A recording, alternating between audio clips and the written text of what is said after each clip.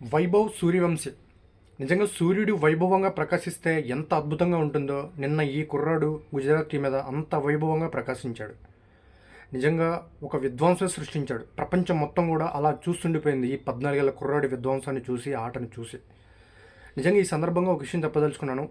పాకిస్తాన్ మాజీ క్రికెటర్ అఫ్రీది కొన్ని వ్యాఖ్యలు అయితే చేశాడు భారతదేశం మీద. ఇది పహల్గాన్ ఉగ్రదాడి నేపథ్యంలో. సో అతను ఒక మాజీ క్రికెటర్ కాబట్టి ఇది క్రికెట్ సంబంధించిన విషయం కాబట్టి నేను చెప్తున్నాను. దయచేసి వైభవ్ సూర్యవంశి అనే 14 ఏళ్ల కుర్రాన్ని చూసి మీ దేశం మొత్తం నేర్చుకోవాలి. మీ దేశంలో ఉన్న యువకులు మొత్తం నేర్చుకోవాలి. ఈ 14 ఏళ్ల కుర్రాడు ప్రపంచం మొత్తం తన వైపు చూసేలా తిప్పుకున్నాడు తన గొప్ప ప్రతిభతో. అలాంటి గొప్ప ప్రతిభ గల యువకులను తయారు చేసే కర్మాగారం భారతదేశం.